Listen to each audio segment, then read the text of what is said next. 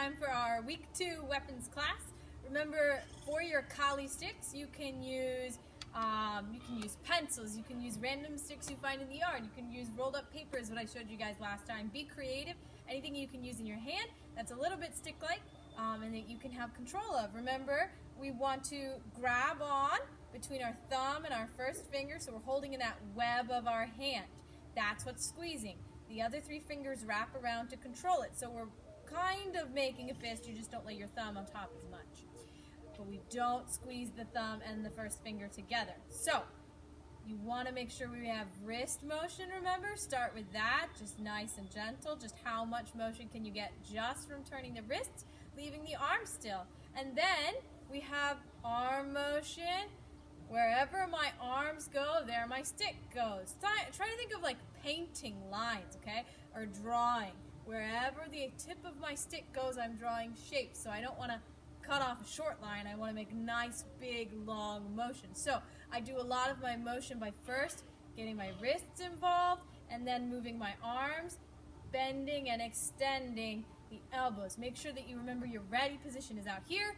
Your center line is very important because sometimes we come to it and sometimes we go through it, right? And we need to be able to do both. So we're going to warm up our wrists. Remember, let your hands drop upside down, sticks going forward, squeezing in that web, no fingers on the sticks. Now I start to bring it up and grab on with all the fingers, and then I just do that a little bit faster. Start high and go lower if you want. Start low and go higher if you want. Just relaxing the wrists, getting them to turn. And then you can also go backwards with it if you want. Most people find one or the other easier, backwards or forwards. Try to be able to do both. I like forward more personally, and it goes really nicely into your attention stance, right?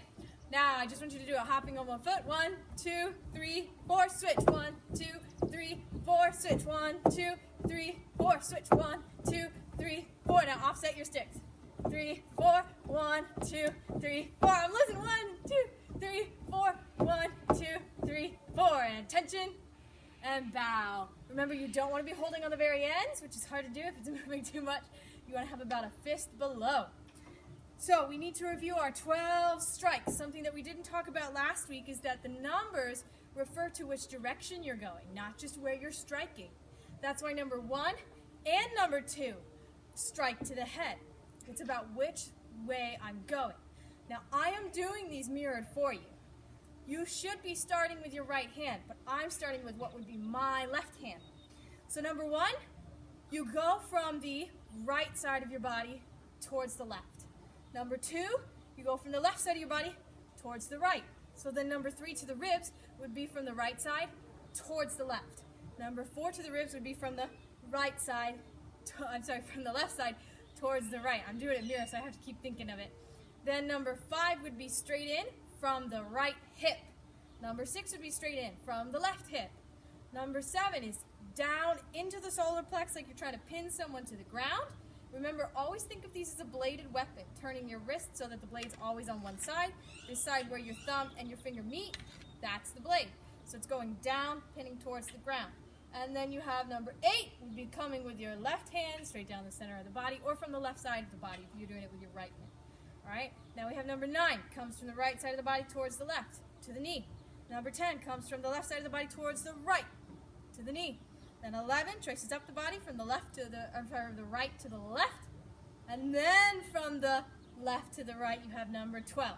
So this is important because you need to be able to do them with one stick as well. I'm going to start with it in my left hand. You're going to start with it in your right. So we have number 1, number 2 comes back across, number 3, number 4 comes back across, 5 straight from the hip, 6 from the other hip, 7 pins down, 8 you have to come backwards this way, 9 is to the knee, 10 is to the knee from the other side, 11 goes straight up, and 12 up backwards. Make sure your palm is facing the sky. Now we're going to do it with the other hand, which means I start crossing the body. Okay? I have 1 and 2, 3 and 4, I have 5 and 6, I have 7, this is hard because it's upside down, and I have 8. I have 9, and I have 10, I have 11, and I have 12. Now remember, we talked about lob tick and whip tick. Some strikes cross the body, some come to the center and pull back. So whip tick would be to come and back. Lob tick would be to pull the long way through. That's how I remember it.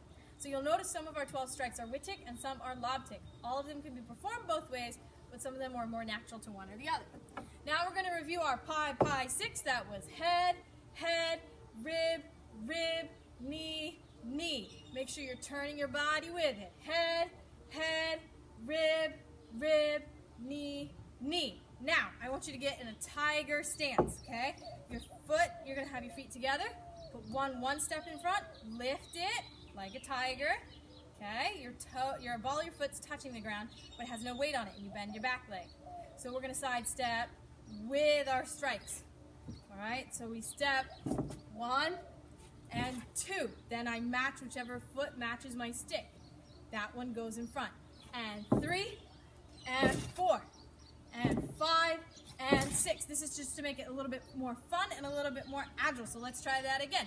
We're going strike number 1, strike number 2, number 3, number 4, number 5, number 6. Now remember, my numbers that I'm using are counting numbers, the numbers of things in the pattern. They don't match which strike numbers they are if you're memorizing the 1 through 12. So I have 1 and 2 and 3 and 4 and 5 and 6. Now I wanted to play a little bit of a jump switch game. You're going to start with your left foot forward, your right hand in back. You jump switch with 1, jump switch with 2, jump switch with 3, jump switch with 4, 5, 6. I'm sorry about the banging. These boards are a little bit loose apparently. Ready? 1, 2, 3, 4, 5, 6. And attention. And bow. Great job, guys. We're going to review our Obested Aerial 4. I'm just going to try and remember what we were going to do with that one. I think we're just going to do it in planks and then forward and back. So we had our coming across the face strike number 1. Come to your opposite ear. Cross the face back to the first ear. All right, so we start normal position, muscle man. I go across. Now I'm crossed position like a fighting stance, but my hands are back. And then back. Then I do it with the other hand. 1, 2. It's called Obested Aerial 4 because there are 4 strikes. I have 1, 2, 3, 4. 1, 2, 3, 4. 1, 2, 3, 4. Get faster and turn those feet and keep moving, keep going. Get as fast as you can. Start to hear the wind with it. We don't hit anything. That's why we only practice on the air. And one more time and done. Tension and bows. We'll practice going forward with that. You go step and do 1, 2. Step and do 1, 2. Then you go backwards doing it. 1, 2. Just in a walking stance. Do it again in a walking stance. And forward and back and back. Keep the hand you're not using out of the way. Now we're going to do it in a back stance. Make sure you're bending those knees. And we go backwards. 1 and 2. Let's do that again. We have 1, 2, 3, 4. 1, 2, 3, 4. Last time. 1, 2, 3, 4. 1, 2, 3, 4. Make sure you're relaxing your arms, but really moving them, actually extending the arm and putting it back. I'm going to teach you a new pattern today. It's called Obested Aerial 6. So as you can guess, it should have 6 strikes. It should be similar in style to the Obested Aerial pattern that we just practiced, our Obested Aerial 4. We're going to do this in place, but this one uses a lot of turning of the body. It's a whole lot easier to do that way. I have a head strike with my right hand, and then I want your right hand almost touching your left ear. I'm going to go, that was a lob tick. I pulled all the way through. We're going to mix them this time. I'm going to do a whip tick to the knee, straight down in my center line, and then I pull it back to my left ear. And then I come across to my right ear again. Now we're going to do it with the left hand. I go from my left ear to my right. I pulled all the way through a lob tick strike. I'm going to do a whip tick strike. I go from my right ear to the knee, back to my right ear. Then I go from my right ear back to my left. So I go from ear to ear, to the knee, back to the ear, and from ear to ear. Ear to ear, to the knee, back to the ear, ear to ear. It's really hard to keep it straight because you have to stay crossed. Our tendency is to come to this knee strike and accidentally put it back. So I cross the body, tap, back, and cross the body. So I cross the body, tap, back, and cross the body, right? So I go from right to left ear, to the knee, to left ear, back to right ear. I go from left to right ear, to the knee, back to the right ear, and back to the left ear. So I go 1, 2, 3, 4, 5, 6. 1, 2, 3, 4, 5, 6. We'll go ahead and do this in a back stance, stepping forward. We go 1, down, cross. And I go 1, down, across. Now I'm going to go backing up. I go backwards and I go head, knee, head.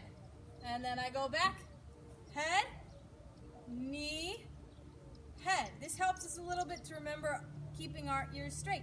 So I step forward, I go across and to my back ear. I go down in front of the leg, back to my back ear, and across so that it's in front again. Now I step. I go across and hold it at my back ear. Then I go to the knee, right in front of it, back to the back ear, and then cross so that it's in front. Stepping back, same thing. From the front ear to the back ear. Right in front of the knee, from the back ear to the front ear. Step back from the front ear to the back ear, in front of the knee, to the back ear, to the front ear. This is a really hard one. That's why I spent a lot of time trying to help you in a couple ways, if I could, get this concept down. Practice it a lot. You really want to get these patterns down. Next thing we're going to do is I'm going to teach you what's called the single weave. This helps us to learn to cross our arms. I go across head strike, and then I put my hand, I'm sorry, I need to do this mirror image for you guys. I did that all wrong. I got to use my right hand. Cross the body, and I put it under, my right hand under my left. Then I take my left hand, cross the body, hit the head, and I keep it above my right shoulder. Then I take my right hand, hit the head coming backwards. My hand is backwards, upside down now. Come backwards and put it out. Come backwards and put it out. So I'm just crossing. I cross, go under, cross, stay over. I come backwards so that I'm back to normal, and backwards. So I'm back to normal. So I go 1, 2, 3, 4. And again, 1, 2, 3, 4. Remember that it goes right, left, right, left. Right, left, right, left. See, I did a tap back, and you're not supposed to do that. They pull through every time. Sorry, guys. Let me try it again. I go right, left, right, left. I'm alternating hands. Right, left, right, left. Right, left, right, left. You start to get some angle in it, you'll get a little bit of a almost figure 8. It'll help us get to our double weave, which will give us a figure 8 as close as you can with the sticks. And attention, and bow. Great work today, guys, with your sticks. I'm so proud of you. I hope you're enjoying these and having fun. As our Bible time, I'm sorry, I know the camera shift's a little awkward. I just wanted to kind of go through our Ephesians verses with you guys that we've been working on memorizing. I want to remind you guys to be memorizing them, that you can still send me a video to complete the challenge, and we'll get you your nunchucks. If you do that, you have to memorize, I believe it's 8 verses. It's Ephesians 6:10 through 18. And I'm just going to read it to you today. And next time, we'll talk a little bit about each of the pieces of armor. So, finally, my I was reading in a different version earlier. Finally, be strong in the Lord and in the strength of his might. Put on the full armor of God so that you will be able to stand firm against the schemes of the devil. For our struggle is not against flesh and blood, but against the rulers, against the powers, against the world forces of this darkness, against the spiritual forces of wickedness in the heavenly places. Therefore, take up the full armor of God, so that you will be able to resist in the evil day, and having done everything, to stand firm. Stand firm, therefore, having girded your loins with truth, having put on the breastplate of righteousness, and having shod your feet with the preparation of the gospel of peace. In addition to all, taking up the shield of faith, with which you will be able to extinguish all the flaming arrows of the evil one, and take the helmet of salvation and the sword of the Spirit, which is the word of God. With all prayer and petition, pray at all times in the Spirit, and with this in view, be on the alert with all perseverance and petition for the saints. It's important to remember that whenever we feel like we're battling, it's because there is a battle. There's a battle every day. It's just one that we can't see. We're battling an invisible enemy, and his name is Satan, and he is out to destroy humanity. But we do not have to fear, because we already know that our Savior, our King, he is going to win the battle. He's already won the battle over death, and eventually he will win the battle over all the spiritual forces. And we will be victorious with him as we stand and watch him finish the battle. If you want to read about that, that's in the book of Revelation. If you don't have access to these verses, if you don't have a Bible, please let us know, and I'll make sure to send you a copy so that you can be practicing. Miss you guys. Hope you had fun. Bye.